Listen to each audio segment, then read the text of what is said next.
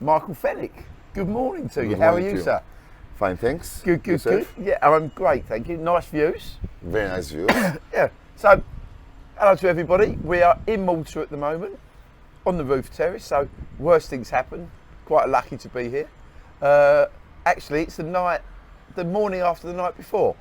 We had a big event last night, as some of you on LinkedIn would have seen. We had 50 people, and it was brilliant. Although it did go on a bit late, to 3:30, I think it went. Yes. So, but very successful. We had Trend Micro there.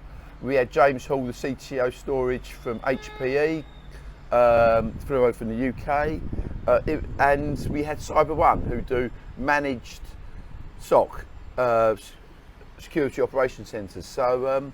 Yeah, very successful. Did you enjoy it, Mark? It was lovely. It was amazing. Yeah. The place was amazing. People were amazing. Brilliant. And so tell me about yourself. Who are you and who do you work for? Well, not I know, but you can tell. Yeah. Yes. You can tell the audience. Yes. So I'm Michael. I'm the head of information security at Gaming Innovation Group. I've been working at Gig for at least now 5 years. Right. And I've been the head of information security for the last year and a half. Right. Good man. And so we've known each other for 9 years. 9 years. 9 years since, I think, just before the Euros 2014. Yes. When you worked where? So what were you doing there? Where's your development come from? So give me your journey. All right. So originally, I'm an engineer by profession. Mm-hmm. I'm a tribological engineer. A what engineer? A tribological engineer. Which is? We study viscosities and oils. Right. Okay. And I was working in Australia for 2 years doing that job. Right. Okay. Then came back to Malta, and there's quite a lot of Maltese people in Australia, aren't there? There are, I think, around 800,000. Right, which is more than there are in Malta. Yes. Right. Fair enough. Yeah. And yes, so I came back to Malta, and then I wanted to pursue a career in IT, computer sciences. Went back to university, got graduated in computer sciences. Which university did you do? Which university? Middlesex University. Middlesex University, right, okay. Yes. Yeah. And my lecturer there, I was employed by BetClick. Right, okay. So then he took me on with his team to BetClick. Is that Ian Attard? Yes, Yeah, Ian Attard, okay. yes. Yeah. At the time, he was a security specialist with BetClick. Mm-hmm. And so they engaged my services at BetClick. Started off in a network operations center. Right, okay. You know, in a 24/7 team, where we did a mix of everything. Yeah. Security, infrastructure, networks. Yeah. I'll stop you there, just a quick one. That BetClick team has almost got legendary. Yes. Everyone knows that. So that was a magnificent team. Everybody in that team has moved on and done really well. And you can spot someone who came from BetClick. Yes. You know, and I'm proud to say I know pretty much all of them. So now you're running security, information security for Gig, which we're doing a fair bit for. Yes. So if you could just explain to the viewers, we like that, viewers, it sounds quite impressive, doesn't it? Yes. Yeah. Let the viewers what we're doing now for yourselves and why I think it's going to make a difference. Yes. So as you know, we were one of the first companies, I think amongst three, that decided to go for what is known as SOC as a service, Right. security operations as a service. Yeah. Meaning that you won't be engaging people to be employed with Gig in-house. You'll be engaging a company for you to do it as a service. To view, to look at all the security incidents, Yes. look at your logs, things like that. So what they do is they're 24/7 Yeah. team who will be analyzing. This is Cyber One So yes, through FGS, of course. through FGS. I was going to walk as to how we came to decide Yeah. Okay. that we needed Cyber One. So obviously we have a very large landscape at Gig, technology landscape, and we need someone to view our logs 24/7. Because Gig are properly global, aren't they? Yes. They're in South America, they're all across We're in Europe. the States, in yeah. Canada, mostly in Europe, in multiple jurisdictions. Yeah. Multiple jurisdictions entail that you are sort of security centric and cyber ready. Yeah. And therefore we have to always be try and be one step ahead and having the ultimate sort of security technologies available. Yeah, yeah. So we had already engaged the services of a particular SOC company and a SIEM tool, a security intelligent and event management system. Yeah. And when we came to review after 3 years, I got talking with FGS. Yep. And they mentioned that they're partnering up with this company, CyberOne. And we had a look at their demo and their services, and we realized that they are a solution that we actually need. Yeah. Compared to. I think one of the things they do offer, because they're 24 hour and they're truly 24 hours, not waking somebody up with a pager, not that pagers exist anymore, I don't think, but you know what I mean. They're actually 24/7. They will sort a lot of the incidents out themselves. They won't. Yes. Where you were before, you were getting calls to say, and there'd be an engineer on call, one of your people, yeah? Yes. Wake them up at 3 o'clock in the morning. Yes. And now from breach to people taking over your network is now less than an hour. Yes. And so waking somebody up at 3 in the morning who might have had a drink the night before, not accusing your team, obviously. No. Yeah, not accusing your team of drinking heavily while they're on. But these things, you know, you go out and things like that, and yes. it's just not effective, is it? So, so the way, yes, so the way we're going to do it with FGS and CyberOne is that if there is, God forbid, ever a priority one incident, CyberOne will have the first sort of indication.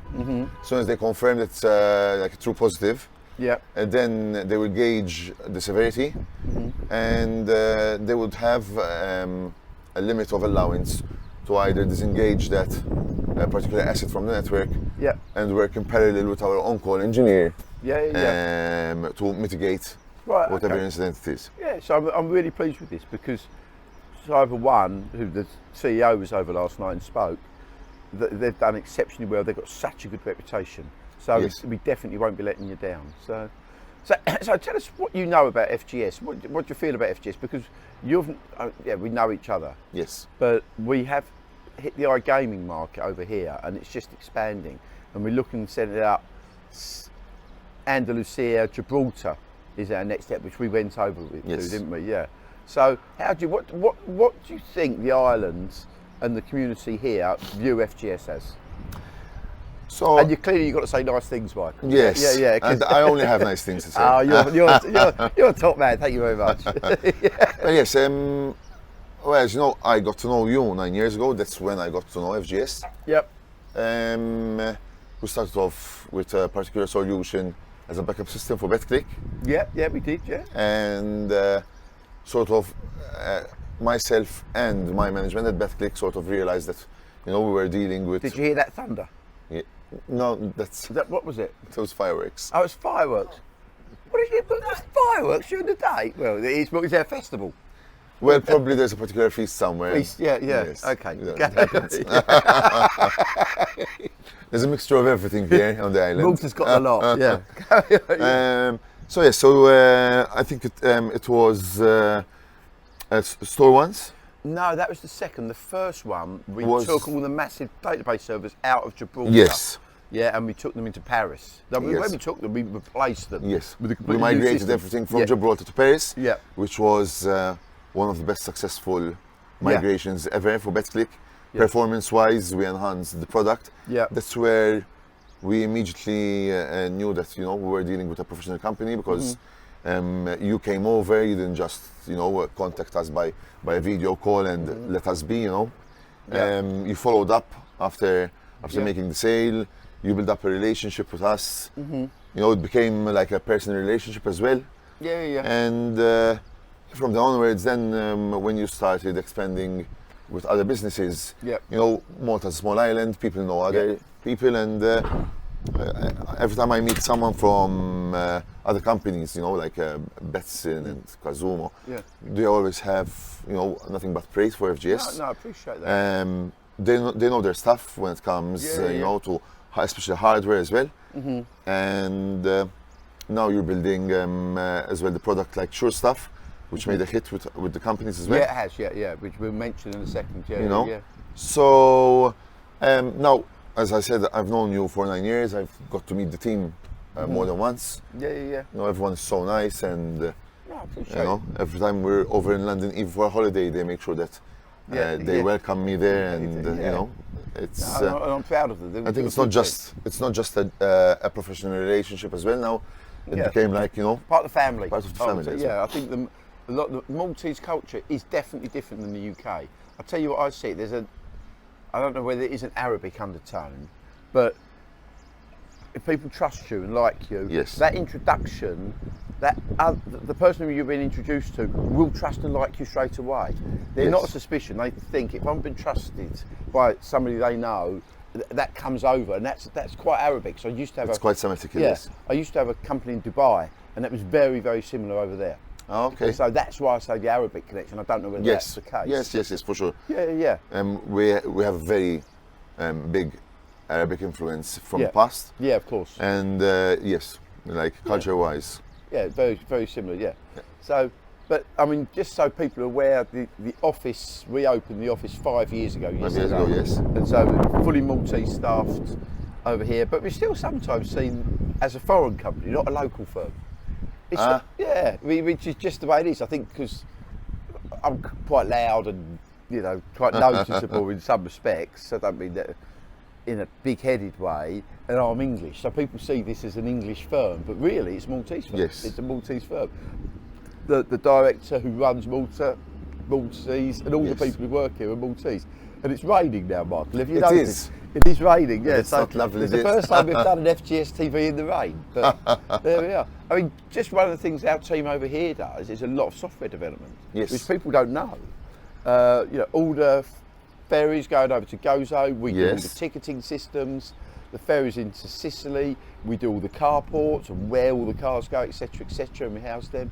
But we've got an identity management software which is developed, which is used extensively here and in the UK, and this is for starters and leavers, making sure that you haven't got people still on the system who shouldn't be there, they've only got the correct access. And I'll tell you where this came from. I went into one of the big gaming firms, I would say their name, but probably best not to, on the island, and I was sitting in reception. There was 3 people in reception, and I was just chatting to them. They were starting that day, and they've been there for an hour because the departments they were going to, the IT department were unaware that they were coming.